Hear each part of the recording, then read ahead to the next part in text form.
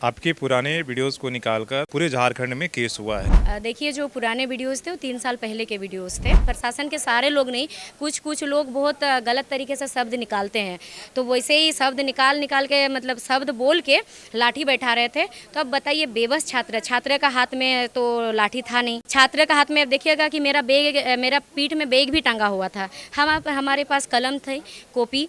तो एक बेबस छात्र क्या कर सकता? तो ये प्रश्न सबसे पहले सरकार पर होना चाहिए। सवाल है कि क्या आप मानती हैं कि जो कुर्मी आंदोलन हुआ उससे जेक्लेम को, आपकी पार्टी को काफी नुकसान हुआ? क्योंकि जो लोग उस चीज को चला रहे हैं वो भी राजनीतिक दल से जुड़े हुए हैं और उस राजनीतिक दल के भी लीडर लोग समर्थन दिए थे, तो फिर उनका नाम क्यों नहीं आ रहा? सिर्फ एकमात्र जयराम महतो, फिर जेलकेम, यही नाम क्यों आ रहा है? आपके पुराने वीडियोस को निकालकर पूरे झारखंड में केस हुआ है, कैसे उसका आप बचाव करेंगे? जो आपने किया वो गलत था। पहले आपको जोहार, आपका चैनल के माध्यम से सभी को जोहार। देखिए, जो पुराने वीडियोस थे वो 3 साल पहले के वीडियोस थे और उसमें वो आंदोलन था 60-40 नियोजन नीति को लेकर के। उसके खिलाफ में हम लोग सरकार के पास आंदोलन करने गए थे।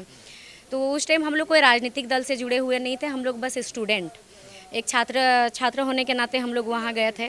आंदोलन था हमारा, धारणा दिया हुआ था विधानसभा से ठीक 500 मीटर की दूरी पे खेत है, उस खेत में वहाँ अचानक प्रशासन जाती है और कहती है कि सरकार का आदेश है, आंसू गैस छोड़ने के बाद लाठी बैठाया जाता है। और प्रशासन कुछ आप देखिएगा कि सारे प्रशासन के सारे लोग नहीं, कुछ लोग बहुत गलत तरीके से शब्द निकालते हैं, तो वैसे ही शब्द निकाल के मतलब शब्द बोल के लाठी बैठा रहे थे। तो अब बताइए, बेबस छात्र का हाथ में तो लाठी था नहीं। छात्र का हाथ में अब देखिएगा कि मेरा पीठ में बैग भी टंगा हुआ था। हमारे पास कलम थी, कॉपी।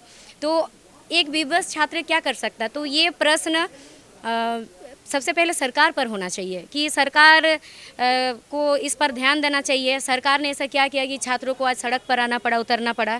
प्रशासन पर सवाल होना चाहिए कि प्रशासन ने ऐसा लाठी, आंसू गैस छोड़ने का क्या ज़रूरत था? आंख जलने लगा तो बच्चा भागेगा कैसे? ठीक है।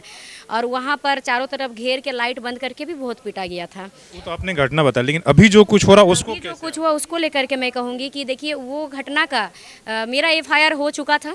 मैं एक्सेप्ट भी उस FIR को मैं एक्सेप्ट करते हुए उसका बेल भी ले चुकी हूँ।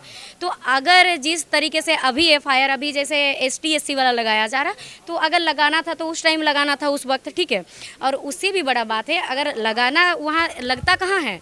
जहाँ पर जाति सूचक होता है।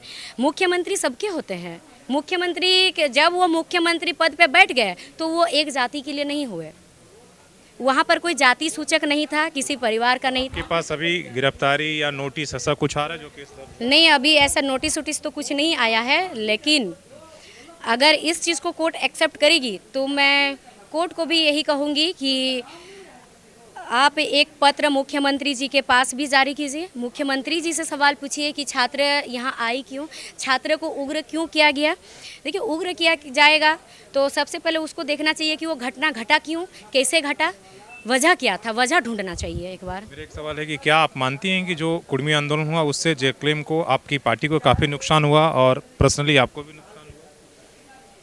देखिए, वो समाज का, देखिए सबका समाज का एक अधिकार होता है अपना हित में, मतलब अपने लिए आंदोलन करने का, अपना कुछ मांग करने का, वो संवैधानिक अधिकार है, जो जिसमें हम लोग भी समर्थन दिए थे उस समाज के बेटी होने के कारण। क्योंकि जब आपका समाज का बात आएगा सर, तो आप भी शायद समर्थन दीजिएगा ही, देना ही पड़ेगा। नुकसान हुआ तो नहीं मानते कि नुकसान हुआ। प्रायश्चित है कि भाई गलती हो गया, ऐसा नहीं करना चाहिए? नहीं, वो गलत नहीं था। अभी जो लोग उस चीज़ को निरंतर चला रहे हैं वो एक राजनीतिक षड्यंत्र है, क्योंकि जो लोग उस चीज़ को चला रहे हैं वो भी राजनीतिक दल से जुड़े हुए हैं और उस राजनीतिक दल के भी लीडर लोग समर्थन दिए थे, तो फिर उनका नाम क्यों नहीं आ रहा? सिर्फ एकमात्र जयराम महतो, फिर जेलकेम, यही नाम क्यों आ रहा है? तो मतलब आपका इशारा क्या आंसू की तरफ है? देखिए, वहाँ पर अनेक पार्टियों का, अलग अलग, जेलकेम को छोड़ के अलग अलग पार्टियों का है, और जो भी नाम ले रहा, बाकी सारे कोई नाम नहीं ले रहे हैं, लेकिन विशेषकर अब देखिएगा 2-3 जन गिने चुने हैं जो कि टारगेट सिर्फ एक पार्टी का और एक व्यक्ति को किया जा रहा है।